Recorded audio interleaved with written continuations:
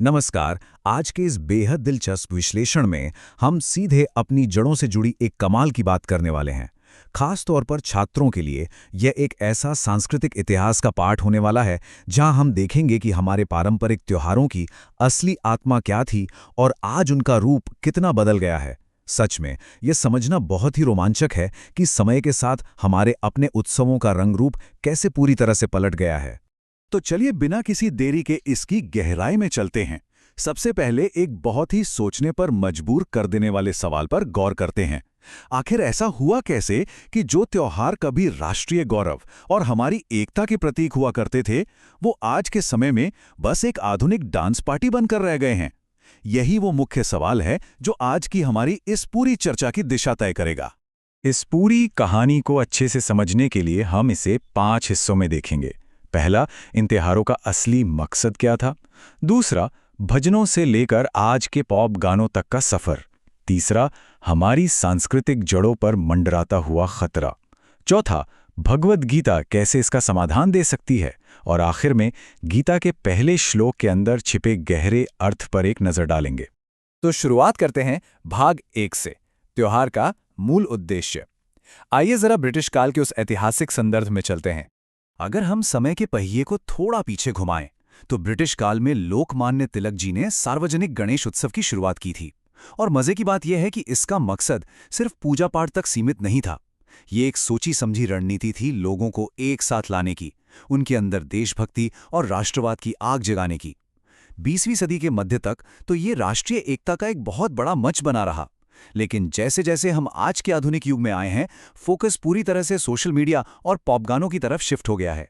यानी सबसे अहम बात समझने वाली ये है कि शुरुआती दौर में इन त्योहारों का जो ढांचा तैयार किया गया था ना, वो सिर्फ धार्मिक बिल्कुल नहीं था। ये एक ढाल की तरह था जिसका इस्तेमाल हमारी सांस्कृतिक सभ्यता को अंग्रेजी प्रभाव से बचाने और नागरिकों को पूरी तरह से एकजुट करने के लिए किया गया था। राष्ट्रवाद को मजबूत करने का इससे बेहतरीन तरीका भला और क्या हो सकता था। अब आते हैं भाग 2 पर, भजनों से आधुनिक गानों तक। और यहीं पर हमें एक बहुत ही बड़ा और चौंकाने वाला बदलाव देखने को मिलता है।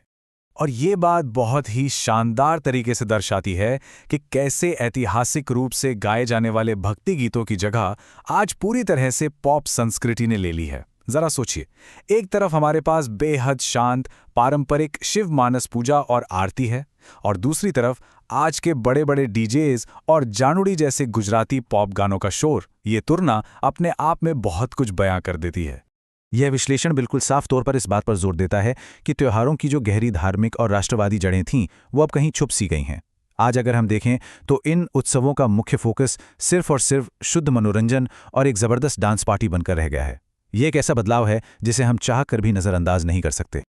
चलिए आगे बढ़ते हैं भाग 3 की तरफ, सांस्कृतिक जड़ों को खतरा। आखिर इस बड़े बदलाव के पीछे कारण क्या है? इसके पीछे का जो तर्क है उसे समझना बहुत जरूरी है। स्रोत का सीधा सा मानना है कि आजकल के जो आधुनिक डिजिटल प्लेटफॉर्म है, खासतौर पर इंस्टाग्राम और यूट्यूब के एल्गोरिदम, इन्होंने सार्वजनिक उत्सवों की पूरी तस्वीर ही बदल कर रख दी है। बस वायरल होने की एक अंधी होड़ मची है।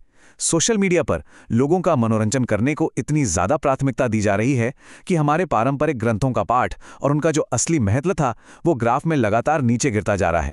इसी पर स्रोत में एक बहुत ही सटीक और तीखा सवाल पूछा गया है। गणपति बप्पा की स्तुति की जगह जानुड़ी ने कैसे ले ली?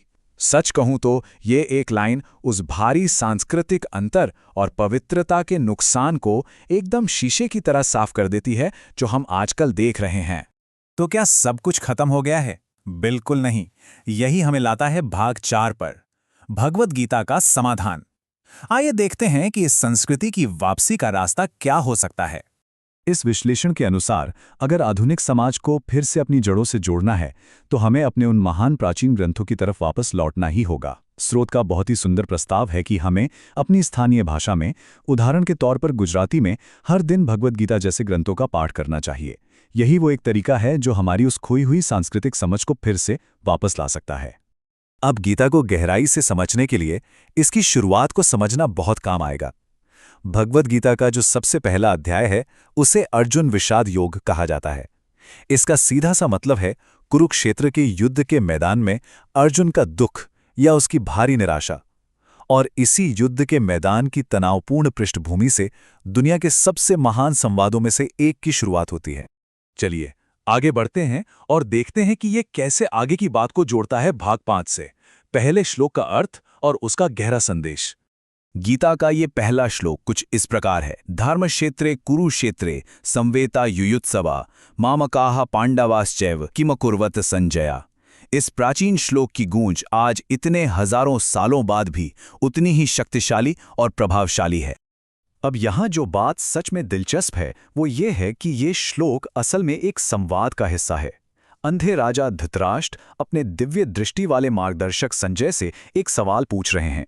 वो जानना चाहते हैं कि युद्ध की इच्छा से धर्मभूमि कुरुक्षेत्र में इकट्ठे हुए मेरे पुत्रों और पांडु के पुत्रों ने आखिर किया क्या। अब यहाँ श्रोत की जो व्याख्या है वो कमाल की है। इसके अनुसार इस एक श्लोक के बस कुछ शब्दों में पूरे महाभारत युद्ध का असली कारण छिपा है। राजा धृतराष्ट्र का अपने ही परिवार को मेरे पुत्र और पांडु के पुत्र कहकर बांट देना ही वो अहंकार और विभाजन था जिसने इतने बड़े महाविनाश को जन्म दिया। ये जो भेदभाव की भावना थी ना, यही सारी समस्याओं की जड़ थी।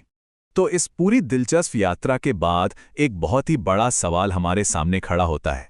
आधुनिक समाज आज के समय में जश्न मनाने के इन नए और रोमांचक तरीकों के साथ साथ अपने इस इतने महान प्राचीन इतिहास के संरक्षण के बीच एक सही संतुलन आखिर कैसे बना सकता है?